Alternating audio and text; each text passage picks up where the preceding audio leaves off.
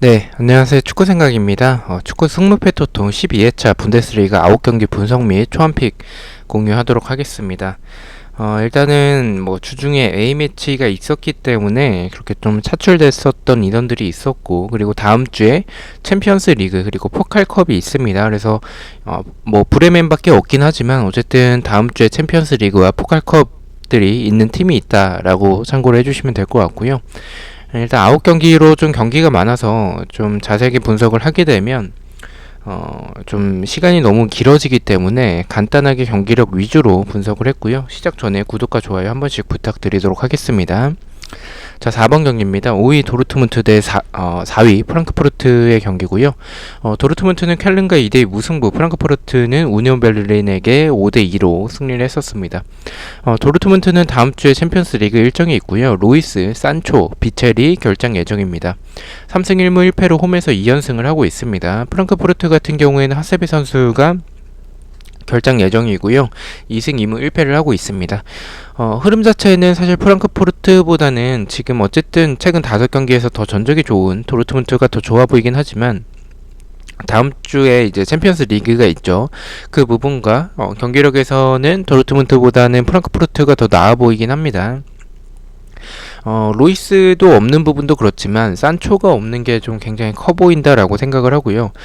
두 팀 다 좀 공격이 좀 좋은 편이고 수비적으로 봤을 때는 공격에 비해서 좀 아쉬운 그런 두 팀의 모습이 있습니다.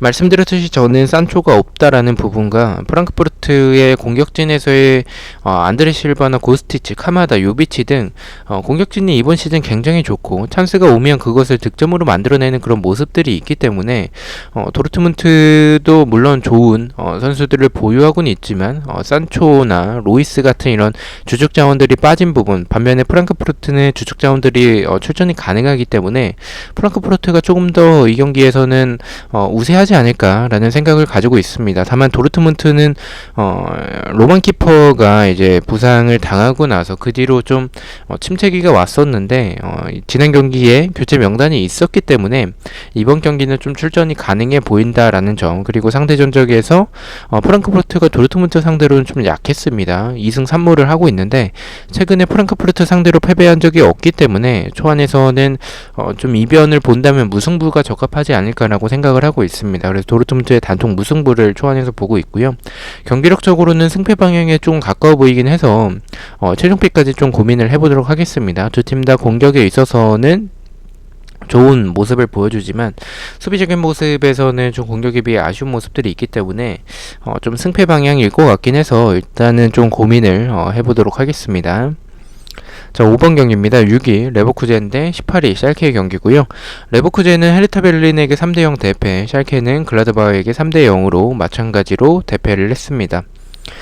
사이좋게 3점차 패배를 한 두 팀의 맞대결이고요. 레버쿠젠 같은 경우에 보츠 감독이 경질이 됐습니다. 흐라데키 키퍼, 주전 키퍼죠. 그리고 디아비, 바움가르팅거 선수가 결장 예정이고 1승 1무 3패로 2연패를 하고 있고 홈에서도 2연패를 하고 있습니다. 샬케 같은 경우에는 우트, 파시엔시아, 사네, 나스타시치, 그리고 벤탈렙 등 결장 예정자가 굉장히 많습니다.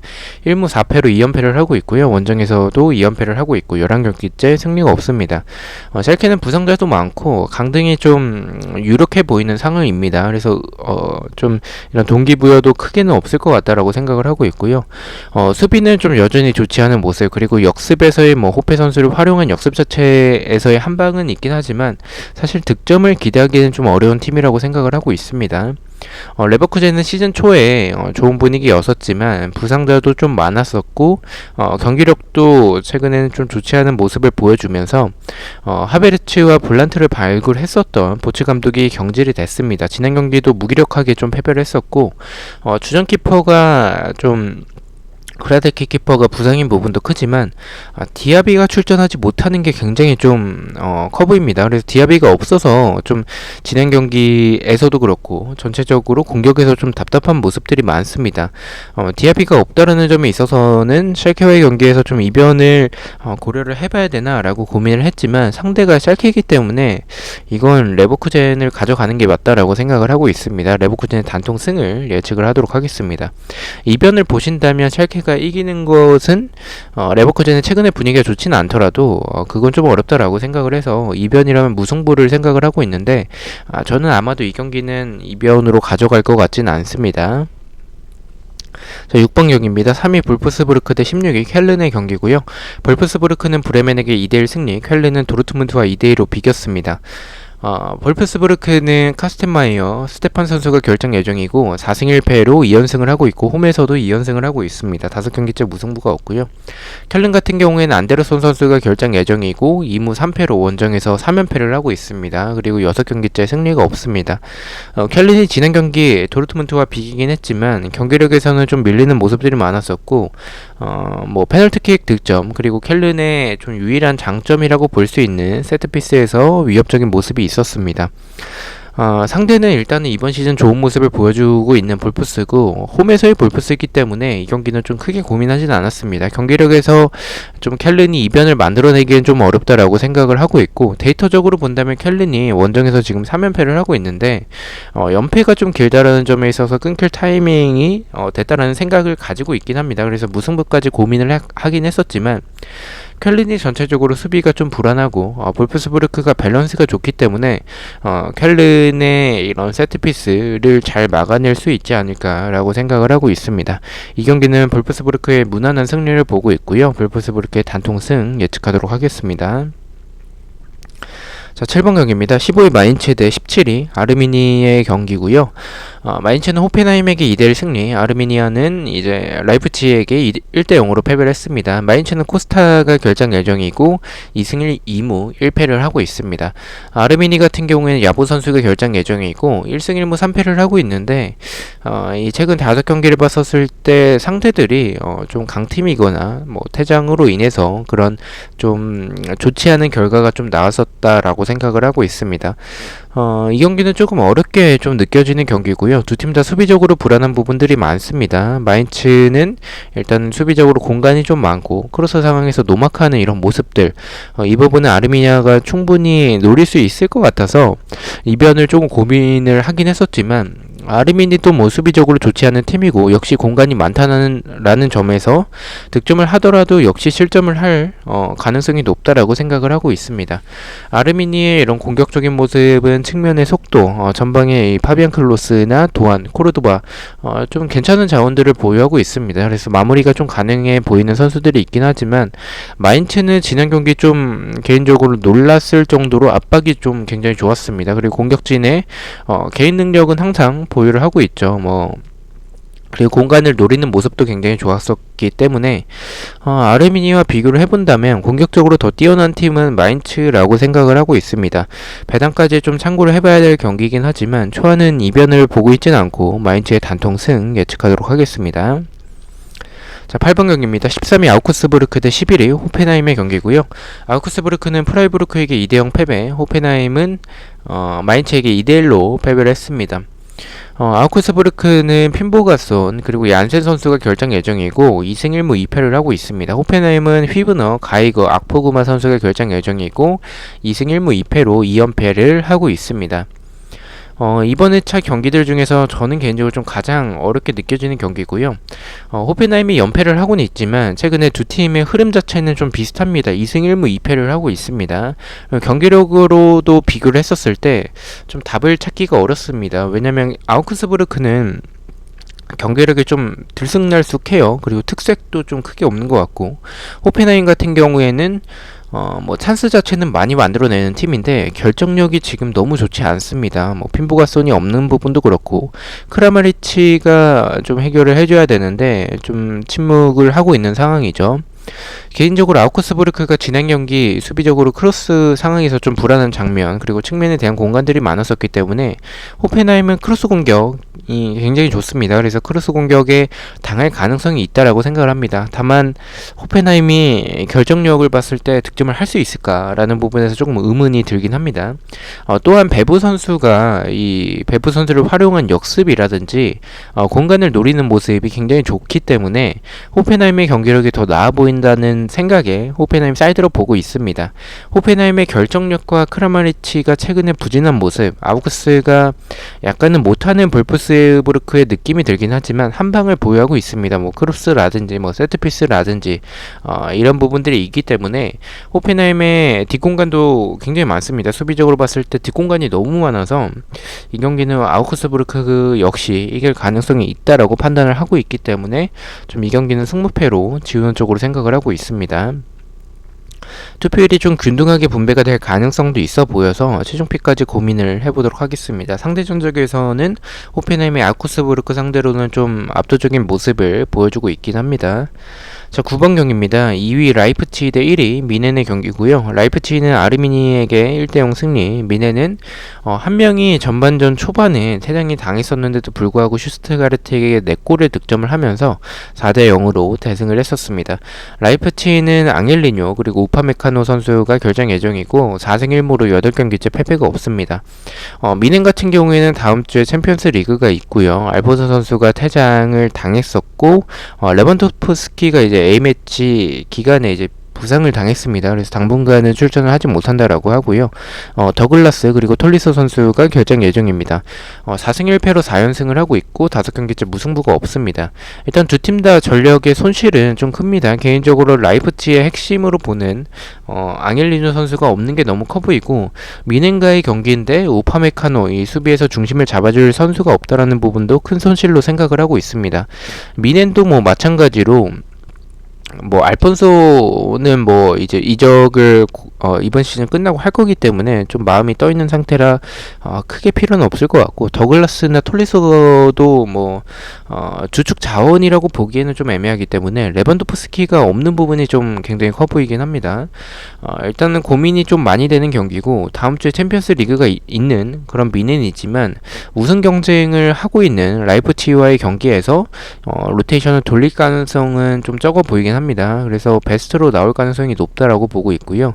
레반도프스키가 없다라는 점에 있어서 이 경기를 미넨을 가져가기엔 좀 어렵긴 하지만 라이프치히가 진행 경기 경기력 자체는 나쁘지 않았었는데 앙헬리뇨의 이런 빈자리는 좀 커 보인다라는 점과 앙헬리뇨 없이 미넨을 상대하기에는 좀 버겁지 않을까라고 생각을 하고 있습니다. 초안은 라이프치히의 단통 패를 바라보고 있고요. 앙헬리뇨의 출전 여부는 좀 지속적으로 확인을 해보겠습니다. 출전이 가능하다면 저는 레반도프스키가 없는 미넨보다는 라이프치히가 조금 더 나아 보일 수도 있다라고 판단을 하고 있기 때문에 아마도 그렇게 앙헬리뇨가 출전이 가능하다면 라이프치히 사이드로 볼 수도 있을 것 같습니다. 자, 10번 경기입니다. 12 글라드바흐 대 8위 프라이부르크의 경기고요. 글라드바흐는 샬케에게 3대0 승리, 프라이부르크는 아우크스부르크에게 2대0으로 승리를 했습니다. 글라드바흐는 벤센바이니, 호프만 선수가 결정 예정이고 1승 4패로 일단 연패를 끊어냈습니다. 홈에서는 3연패를 하고 있고요. 5경기째 무승부가 없습니다. 프라이부르크 같은 경우에는 페데르센이 결장 예정이고 2승 3패로 5경기째 무승부가 없습니다.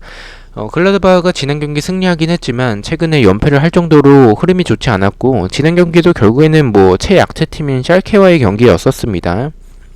압박으로 볼 탈취하고 나서의 이런 역습, 이선의 이런 침투, 활동량 등은 좋았지만 지난 경기는 사실 샬케가 공격을 많이 하지 않아서 수비적으로 불안한 부분은 없었는데 연패하는 과정에서의 이런 글라드바흐의 수비를 본다면 불안한 모습이 굉장히 많습니다. 프라이부르크는 역시나 세트피스가 좋죠. 그리고 침투나 중거리 압박, 전환, 크로스 등 경기력과 결정력은 굉장히 좋습니다. 수비적으로는 공간에 대한 불안함을 가지고 있습니다.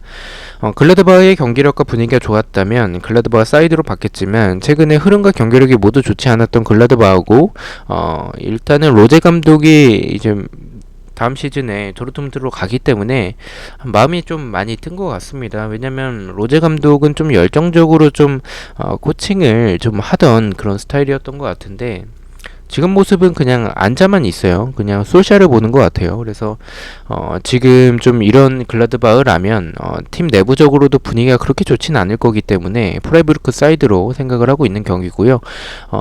다만 어쨌든 뭐 지난 경기 연패를 끊어내면서 분위기 반전에 성공한 글라드바흐라는 점에 있어서는 프라이부르크도 수비적으로 공간을 좀 내주는 부분이 있고 단단하지 않은 그런 부분에서 글라드바흐의 압박이 좀 통할 가능성도 있다라고 생각을 하고 있습니다. 하지만 프라이부르크 역시 세트피스 내 경기력은 저는 개인적으로 좀 나쁘지 않다라고 판단을 하고 있기 때문에 이 경기는 무승부가 가장 적합할 것으로 생각을 하고 있습니다. 글라드바의 단통 무승부 예측하도록 하겠습니다.